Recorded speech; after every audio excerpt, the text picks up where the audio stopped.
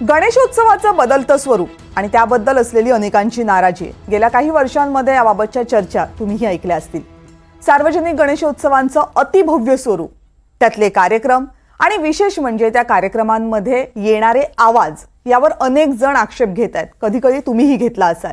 पण तुम्ही म्हणाल की मी आत्ता काय यावर बोलतीये, गणेशोत्सव तर अजून दूर आहे ना. आज आम्ही याच्यावर बोलतो. याचं कारण आहे की मराठीमधल्या एक आघाडीच्या अभिनेत्री शुभांगी गोखले यांनी सार्वजनिक गणेशोत्सवामधल्या या बदलांवर खुलेपणानं आपली मतं मांडली आहेत. शुभांगीताई ह्या व्यवसायानं अभिनेत्री असल्या तरी त्यांनी मांडलेली मतं ही सध्याचे गणेशोत्सव पाहिल्यानंतर एका सजग नागरिकाच्या मनामध्ये जे काही येतं त्याचं प्रतीक आहे. आम्हाला बोलता, आमच्या चुका काढता, मग तुम्ही त्यांना का बोलत नाही किंवा तुम्ही आम्हालाच बोलणार असं म्हणत धार्मिक सणाला धार्मिक दुहीचे रंग देण्याचे प्रस्थ बोकाळलेलं असताना शुभांगीताईंनी हे खडे बोल सुनावणं हेच आश्वासक म्हणावं लागेल. पण का त्यांना हे बोलावंसं वाटलं त्यांच्याकडूनच जाणून घेऊयात. शुभांगीताई आत्ता आपल्यासोबत आहेत. शुभांगीताई, खूप खूप स्वागत या चर्चेमध्ये.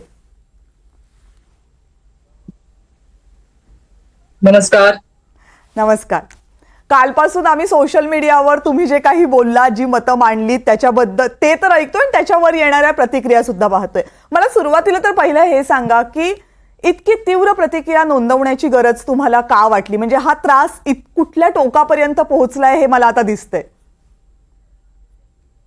म्हणजे याच्यावर खूप प्रतिक्रिया आल्या. त्याच्यामध्ये एवढंच होतं की मला संविधानाने अधिकार दिलाय की मी माझं मत मांडावं.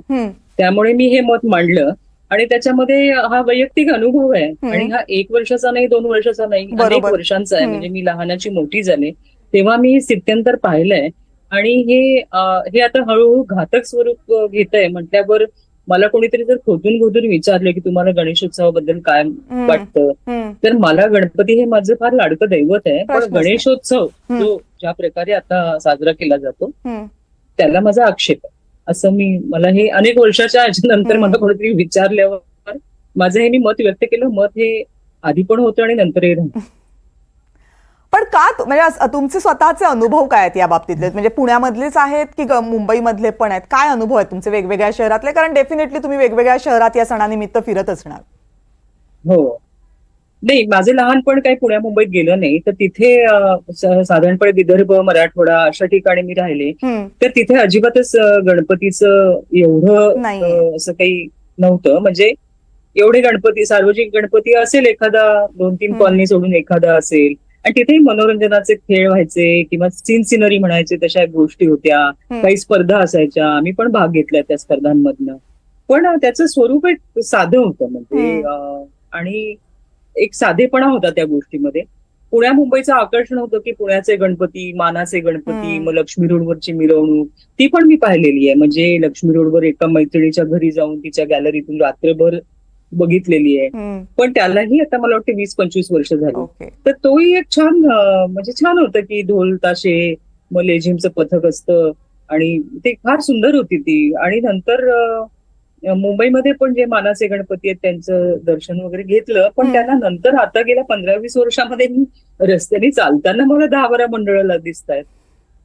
एका गल्लीत 3 मंडळ दिसत आहेत. त्यांची चढावड दिसते. कोणाची मूर्ती मोठी आहे, कोणी वर्गणी जास्त निर्माण केली, कोणाच्या याला कुठला नेता आला, कुठला अभिनेता आला.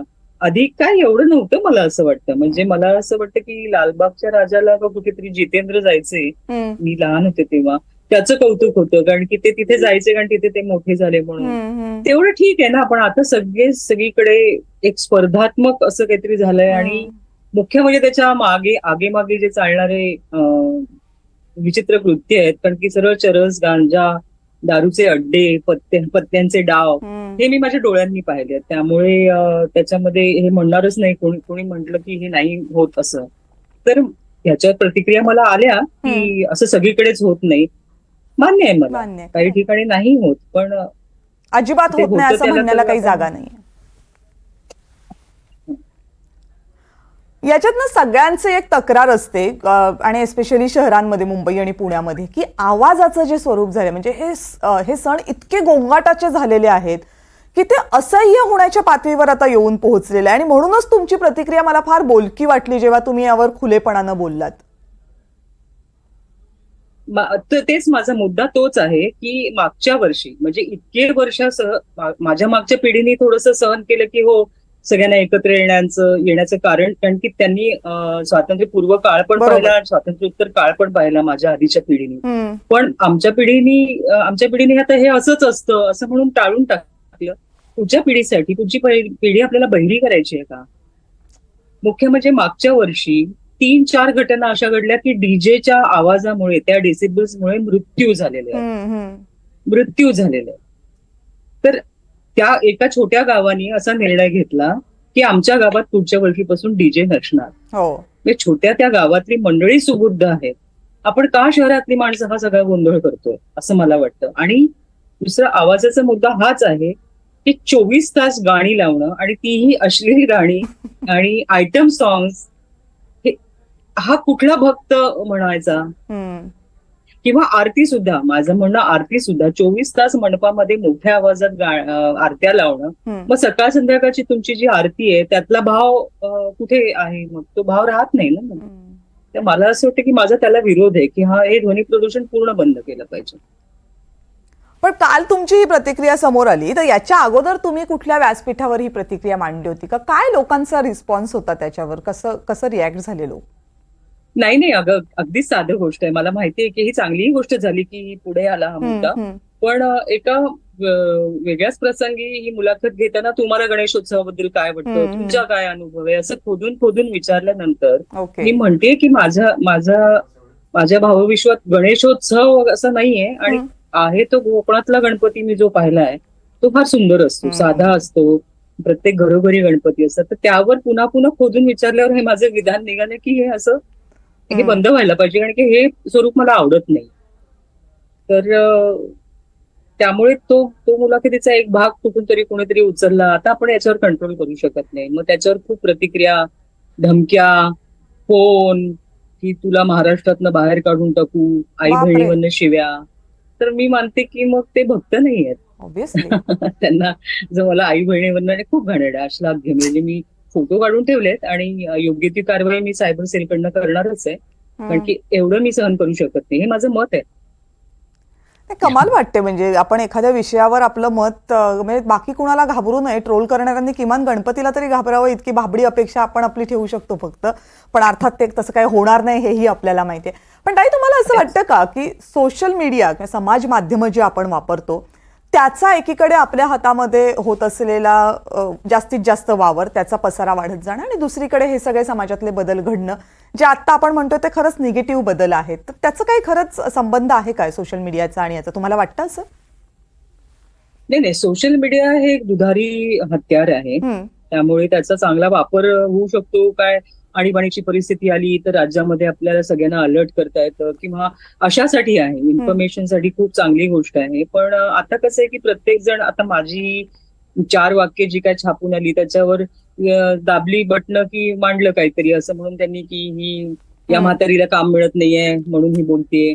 म्हणजे मला असं वाटतं की हे फारच असंस्कृत असं. पण ठीक आहे, मी असं म्हणते की हे माझं मत आहे. आणि एवढं का घाबरताय तुम्ही? जर खरंच ज्या लोकांना राग आलाय म्हणजे नक्कीच त्यांच्या तुम्हारी दाढी में तिनका है, मतलब चोर की दाढी में तिनका. तुम्ही का चिडताय एवढे? जे नाही करत ते काहीच बोलत नाहीयेत, कारण की त्या सगळ्या मंडळांबद्दल मला आदर आहे की जे वर्षभर काही ना काही उपक्रम करत असतात, समाजोपयोगी काहीतरी काम करत असतात, आणि ज्यांची 150-200 वर्षांची परंपरा आहे, त्या सगळ्यांच्या बद्दल मला अगदी आदर आहे. ही आता उगाच अशी एकमेकांना स्पर्धा म्हणून आणि कुठेतरी वेगळंच अर्थकारण याच्यामध्ये आहे, ते मला आवडत नाहीये. त्यामुळे मला असं वाटतं की मी याच्याविषयी बोलावं असं मला वाटलं. कुणीतरी सांगायला पाहिजे की नका करू. आणि ना, तुम्ही आता अर्थकारणाचा उल्लेख केलात म्हणून मी हा प्रश्न तुम्हाला विचारतेच. मी खूप लहान होते तेव्हा मी फक्त ऐकलंय, पण तुम्ही नक्की पाहिलं असेल की गणपती आले की वर्गणी गोळा करायची आणि मग त्या वर्गणीतनं तो उत्सव. हल्ली आपल्याला हे कुठे दिसत नाहीत. कुठल्या मंडळांना आता वर्गणी घरोघरी जाऊन गोळाबिळा करावी लागते असं आता दुर्मिळ झालेलं चित्र आहे. याचं कारण असं आहे की त्या मंडळांकडे येणारे पैशाचे स्रोत बदललेले आहेत, आणि मग ते स्रोत एकदा बदलले की त्याच्यानुसार त्या सणाचं स्वरूपही बदलतं. तर हे पैशाचे स्रोत बदलणं आणि या सणांचा राजकीय वापर ज्या पद्धतीनं करून घेतला जातो, एवढी माणसं एकत्र येतात तर करून याचे हे सगळे परिणाम. हो, अगदीच. त्यामुळे मला असं वाटतं की माझ्या लहानपणी तरी राजकारण वेगळं होतं, समाजकारण वेगळं होतं, नॉर्मल आयुष्य जगणारी माणसं साधीसुधी होती. आता प्रत्येकाला काहीतरी कुठेतरी ओढलं गेलं जातं की तू इकडे ये, आमच्या पार्टीत आहे, तू आमच्या पार्टीत आहे. किंवा निम्न मध्यम वर्गीय आहे, त्यांना दर्शन इतकी ती भोळीबावडी असते की तुम्हाला दर्शन, पण त्यांची चेंगराचेंगरी, त्यांचे श्वास गुदमरून मृत्यू हे कोणी लक्षात घेत नाही. आणि अवाढव्य पैसा, मला असं वाटतं कुठल्याच देवाला हे अपेक्षित नाहीये, नक्की नाही. कुठल्याच देवाला नाही. खरं तर ना, जेव्हा समाजातल्या तुमच्यासारख्या घटकांमधून या बदलांवर प्रश्न उपस्थित केले जातात, चर्चा केली जाते, मागणी केली जाते, त्यावेळेस अपेक्षा अशी असते की राजकीय वर्गाचं लक्ष, ज्या वर्गानं यावर खरी निर्णय घेण्याची अपेक्षा, त्यांचं लक्ष याकडे जाईल. पण दुर्दैवानं तसं होताना दिसत नाहीये. म्हणजे गेल्या वर्षी मला वाटतं की पुण्यामधली ती मिरवणूक काहीतरी 35 तास चालल्यानंतर राज ठाकरेंनी त्यांच्यावर टीका केली होती. पण त्याच्या पलीकडे राजकीय ह्याच्यावर या विषयाला अजूनही गांभीर्यानं घेतलं जात नाहीये. आणि जोपर्यंत ते होत नाही तोपर्यंत तुम्हाला वाटतं की याच्यात खरंच काही बदल होईल? नाही, अगदी बरोबर बोललीस तू. कारण की धार्मिक हा उत्सव आहे. गणेश चतुर्थीला आपण त्याची स्थापना करतो, अनंत चतुर्दशीला त्याचं विसर्जन होतं. आता पाहिलंच तर जी काय मिरवणूक चालते 48 तास आणि 35-24 तास काय जी तास चालते, ते विसर्जन त्या तिथीला होतं का? त्या तिथीला होत नाही ना. म्हणजे हे चुकीचं आहे की नाही? खरंय. मग हे धार्मिक दृष्ट्या पण चुकीचं आहे. आणि त्याला नियोजन पाहिजे आणि काहीतरी नियमावली पाहिजे. नियमावली. आणि ना, मगाशी मी ओपनिंगमध्ये जे म्हटलं ते तुम्ही ऐकलं की नाही मला आता कल्पना नाहीये. पण मला तुमचं बोलणं आत्ता याच्या बाबतीत आश्वासक यासाठी वाटलं कारण आत्ता आपण या एका वेळेमध्ये, काळामध्ये जगतोय, ज्या काळामध्ये आपल्या धार्मिक आणि जातीय भावना किंवा ओळखी ज्या आहेत, आयडेंटिटीज ज्या आहेत, त्या प्रचंड तीव्र अशा काटेकोर झालेल्या आहेत. त्याला जरा कोणी टिच्च केलं की त्या लगेच दुखावतात वगैरे. त्यामुळे असं काही सांगितलं की मग आमच्या धर्मात आम्ही केलं तर तुम्हाला वाईट वाटतं, तुम्हाला त्यांचं नाही का दिसत आहे, अशा सरळ दोन टोकांमध्ये एखाद्या गोष्टीची विभागणी करण्याच्या जगामध्ये आपण आहोत, जिथे सारासार विचार केला जात नाही. पण तिथे तुमच्यासारखे आवाज येतात, जे आपण ज्या क्षेत्रामध्ये आहोत त्या क्षेत्रामधली आपली सगळी ओळख पणाला लावून तो आवाज पुढे येतो आणि काहीतरी सांगू पाहतो, तेव्हा तो आवाज ऐकणं आणि सगळ्यांपर्यंत पोहोचवणं हे आम्हालाही आमचं कर्तव्य वाटतं. म्हणून ही चर्चा, या चर्चेमध्ये ताई तुम्ही आलात वेळ काढून आणि तुमची मतं पुन्हा एकदा खुलेपणानं मांडलीत, त्याबद्दल खरंच खूप खूप धन्यवाद. थँक्यू.